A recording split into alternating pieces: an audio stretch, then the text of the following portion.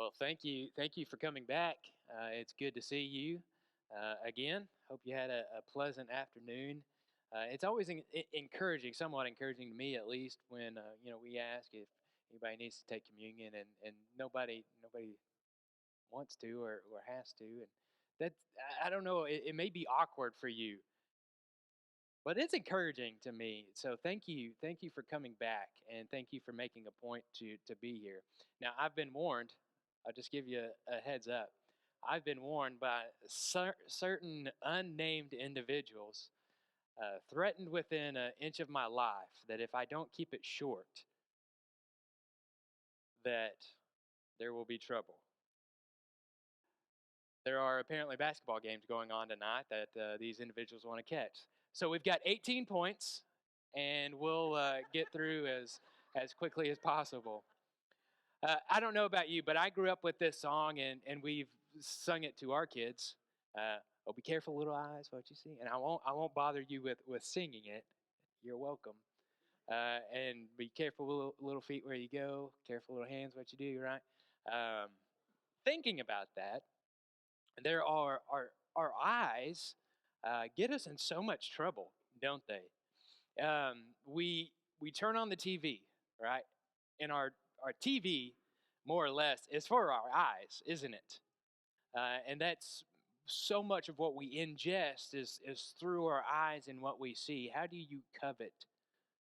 Is it not through your eyes? Where's your idolatry come from? Is it not through your eyes? You go through the list in the lust and lasciviousness. All those things. So many of those come back to your eyes. So truly, it is a little kid song, but man, what a great reminder.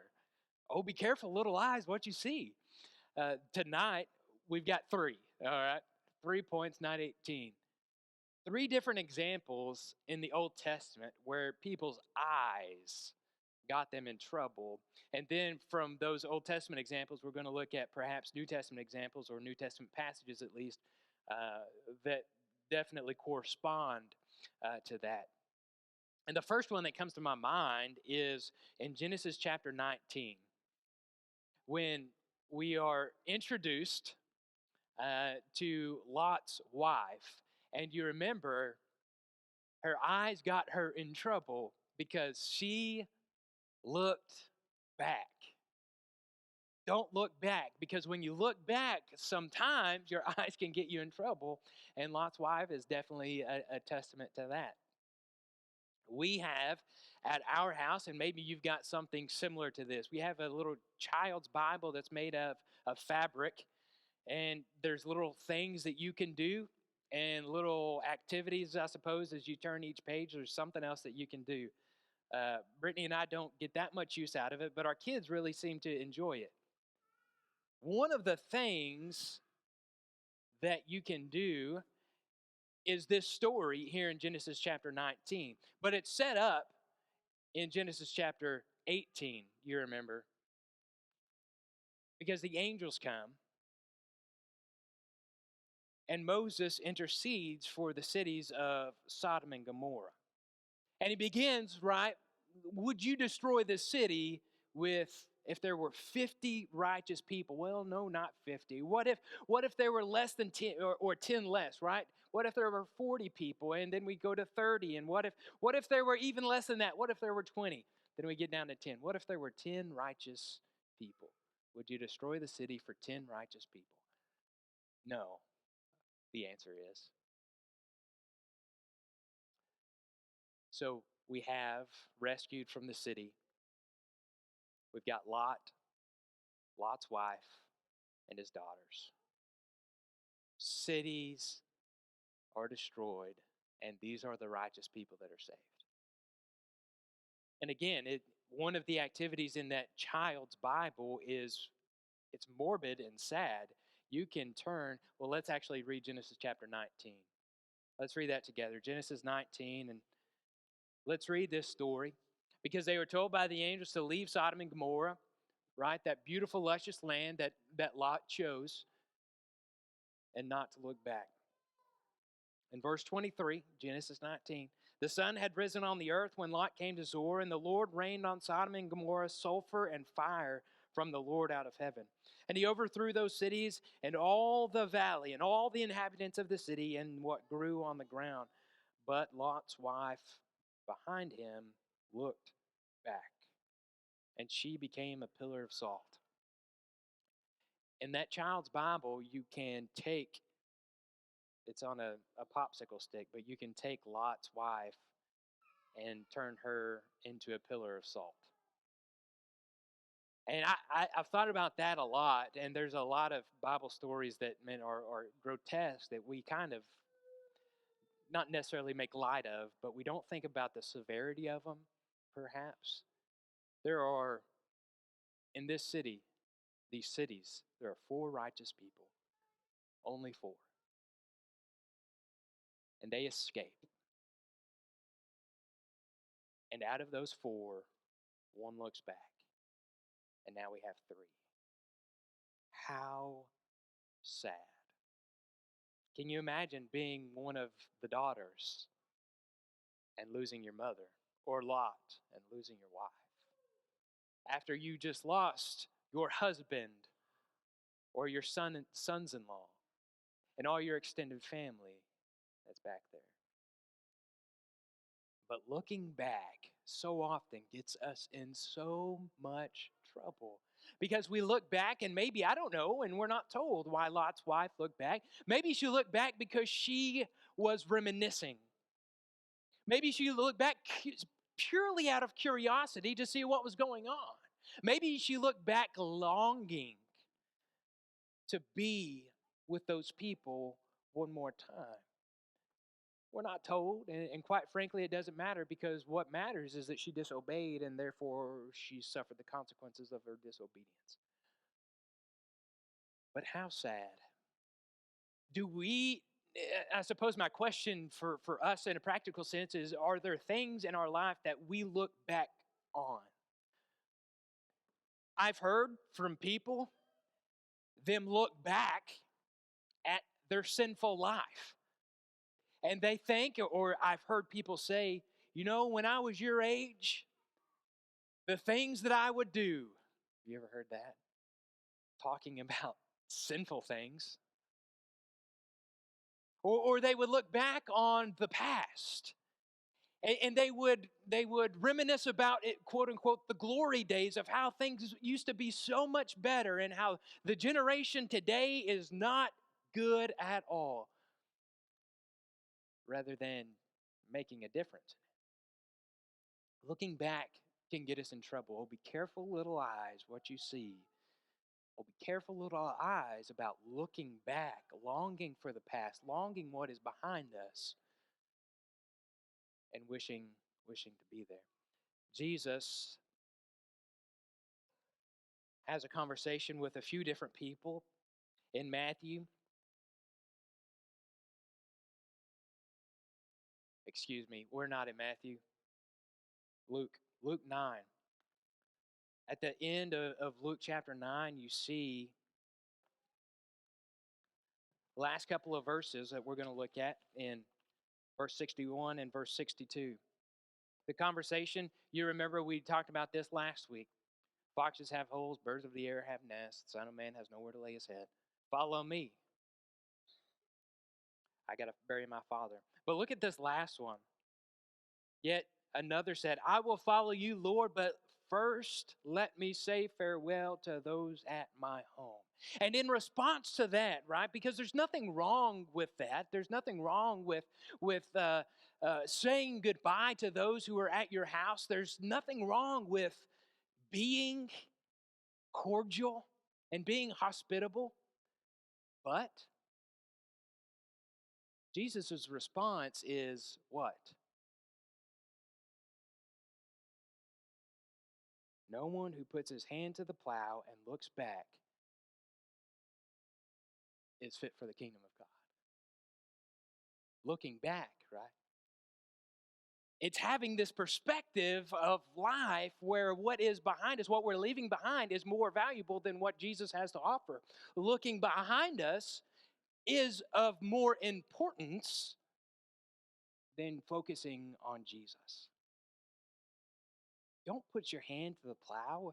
Don't begin walking for Christ and looking back. That's not okay. That's not right. So be careful, little eyes, about looking back. There's another instance that I want to turn to where looking around got them in trouble in Numbers. Let's go back to Numbers. We looked at Genesis. Let's go to Numbers. Numbers chapter 13. In Numbers chapter 13, you remember the story. There was one man from every tribe in Israel.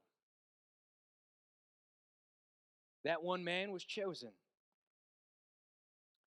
Their task that they were assigned with, these 12 men, their task was that they were to go and to spy out this land to which they had arrived. They left Egypt, they left captivity, and God has led them the entire way. Through the whole thing, God has been with them. And now they are here, and they're finally where God said He would take them. These 12 men were sent to spy out this land. And look at what happens. They start looking around. And as they back up a little bit, what do they find? They come to the valley of Eshcol. And you remember, Eshcol, it literally means cluster. They came to the valley of Eshcol and cut from there a branch with a single cluster of grapes, and they carried it on a pole between the two of them, and also brought back pomegranates and figs. That place is the valley of Eshcol because of the cluster that the people of Israel cut down from there. That place was so impactful in their minds that these 12 guys, they were like, man, that you remember the valley of the cluster of grapes that we caught? You remember that place? So it became known as the valley of the cluster because it was so impressed on them the beauty of this land. And yet, they look around and it gets them in trouble. At the end of 40 days, they returned from spying the land, and this is in verse 25. And they came to Moses and Aaron and to all the congregation of the people of Israel in the wilderness at Paran and at Kadesh. They brought back word to them and to all the congregation and showed them the fruit of the land. And they told him, we came to the land to which you sent us. It flows with milk and honey, and this is its fruit. If they just stopped there. Every single time I read it, if they had just stopped what we have at the end of verse 27, look at the fruit. I mean, we spied out the land and look at what we've brought back. Look at this cluster of grapes that two of us are carrying. Look at these pomegranates. I mean, look at where God has brought us to. But they keep running their mouth. Verse 28 begins with, however, the people who dwell in the land are strong, and the cities are fortified and very large. And besides, we saw the descendants of Anak, the Amalekites, dwell in the land of Negev, the Hittites, the Jebusites, and the Amorites dwell in the hill country, and the Canaanites dwell by the sea along the Jordan. Man, they were close, right? They saw the land, and they saw how beautiful it was, but they also saw the challenges. And as they saw the challenges, they thought to themselves, we can't do it. These people are huge, right? Sons of Anak, the descendants of the Nephilim, these guys are huge or small. And besides that, we've been wandering in the wilderness. I mean, we are essentially nomads, and these people, they've got fortified cities. I mean, these city walls, they're huge, and there's no way that we can scale them. I don't think we can do it. The problem is that they started looking around rather than looking up, right? Did they forget what God did to the most powerful nation that has been? Did they forget how God provided for them in the wilderness? How God gave them the water from a rock? Bread in the morning? How God gave them quail, a cubit tall? Did they forget all that? They were looking around and they were thinking, there's no way that we could do this. There's a story in Matthew chapter 14 now. And Jesus, miracle after miracle, and people were coming to him, and finally gets towards the night, and he sends his disciples off across the sea, and he was going to meet them on the other side. Jesus goes up to the mountain to pray. Then he comes back. And the shortest distance between 2 points is a straight line. So what he decides to do is to walk on water. Remember that?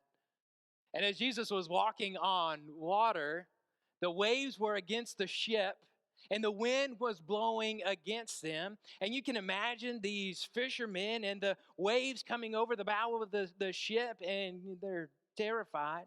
And then on top of that, they see what they perceive to be a ghost walking on the water. And Jesus, of course, says, "Do not fear. It's just me." Peter, with the boldness of Peter, I'm not telling you anything new, says, "Lord, if it is you, let me come out to you." And Peter starts walking on water like that's ever been done before. Peter is out there walking on water. And there he is with the Lord, and those two are in the middle of the sea, and you can imagine the waves around them, the wind's blowing, and they're out in the middle of the sea walking on water. And then guess what? Peter sees the waves, he hears the wind, and he begins to sink. What does he do? He's looking around and he sees all the problems. And he calls out, "Lord, save me." Like Jesus is going to let him drown, right? I don't think so.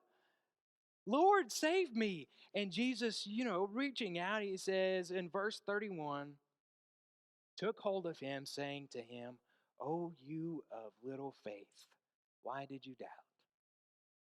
You see, we get in trouble when we look around, don't we? When we see the problems, when we see the challenges in life, and we forget to look up, we get in trouble and we begin to sink. And we call out to God, "God, don't you care? Don't you see what's going on? Don't you see that I'm sinking? Don't you see that I'm swimming for my life?" And in the gentlest way possible, the Lord reaches down his hand and says, "Oh, you of little faith." Are you kidding me, Jesus? Are you? I just walked on water because I believed it was you. And yet, when we get to that point, he still lacked the confidence. He still lacked the faith. Question is, how many of us would ever get out of the boat? I mean, I would probably be one of those that would still be in the boat. That's the most logical place to be, in the middle of the sea. But when you lack faith, not only do you not get out of the boat, but when you get out of the boat, you begin to sink. Sometimes that's us, isn't it? We're out of the boat, we're walking on the water, we're with Jesus, and we're walking hand in hand, and then all of a sudden, life happens. And we call out to God, "God, don't you care?" Of course. "Oh, ye of little faith." Oh, be careful, little eyes, what you see. Be careful about looking back at sin or your past life, or be careful about looking at how things used to be. And be careful when you look around, and always, above everything else, make sure that your eyes are looking up. Make sure your eyes are looking up, because if your eyes are looking up, if your eyes are where they're supposed to be, then there's no trouble, right? If Peter wasn't looking around and he was watching Jesus, do you think he would have sunk? If the spies had remembered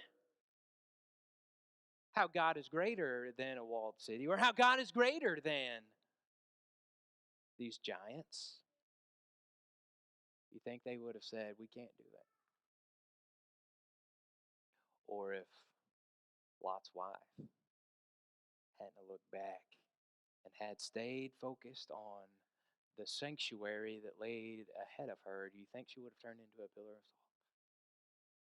Always, always, always look up. In Numbers chapter 21, we are introduced to another new situation. They're fed, right? They are in the wilderness. They have rebelled. We are now in the 40 years of wandering in the wilderness for this generation to die, right? And there's another problem. They begin to complain even more. After God has fed them, after God has taken care of them, in Numbers chapter 21, they are discontent. And read with me, beginning in verse 4. Now Mount Hor, they set out from the way of the Red Sea to go around the land of Edom. And the people came impatient on the way, and the people spoke against God and against Moses. Why have you brought us up from Egypt to die in the wilderness? Isn't that their own fault? You remember? You remember chapter 13? Isn't that their own fault that they're dying in the wilderness?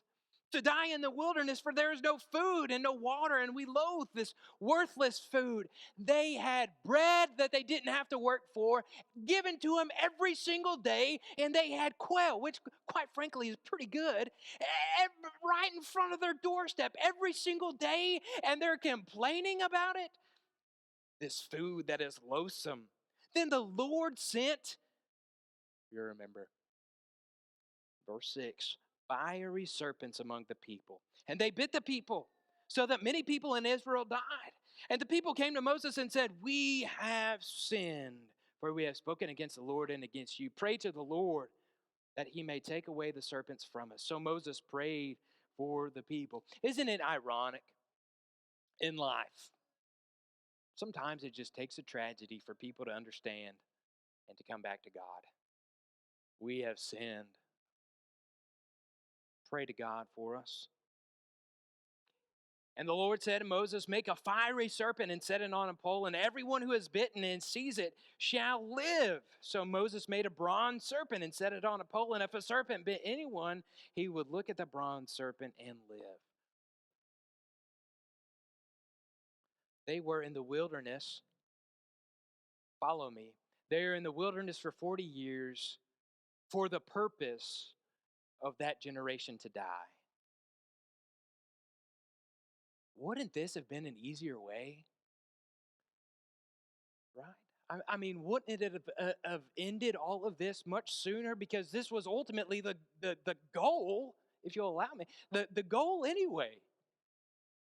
But we see the compassion of God and the love for his people, even though they're complaining. And when they looked up and they saw this bronze serpent, remember, they were saved. Jesus is having a conversation with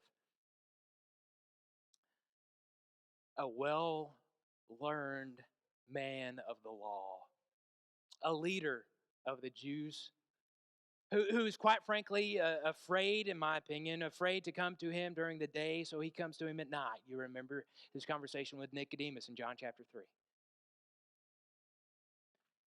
And we're most familiar with John chapter 3 and verse 16, and rightfully so. Absolutely, and we should be. It's in the heart of that conversation with Nicodemus in John chapter 3 where we see that God so loved the world that he gave his only son.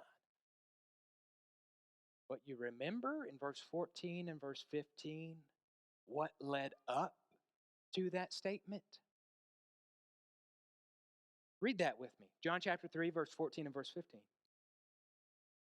And as Moses lifted up the serpent in the wilderness, so must the Son of Man be lifted up, that whoever believes in him may have eternal life. You see, the difference in the Old Testament is that you look up at the fiery serpent, the bronze serpent that was on the pole, you're going to live an earthly life. But if you look up to Jesus, if you believe in Jesus, the Son of Man, when he is lifted up on the cross, if you do that, you will have eternal life. For God so loved the world that he gave his only son. You see, in Numbers chapter 21, although that generation, they were supposed to die, and that would be an easy way for them to do it. We see the compassion of God. And in John chapter 3, as Jesus quotes or reminisces about that account, we again see the compassion of God. Just as Moses lifted up the fiery serpent, so must the Son of Man be lifted up. Oh, be careful, little eyes, what you see. It's important that your eyes are where they ought to be. My favorite passage of all time when you think about focus and drive, and especially in regards to your eyes, is Romans or Hebrews chapter 12. You remember? And I love the way that I first, and I guess call me whatever it is, nostalgic, but the translation that I first memorized this in was a New American Standard.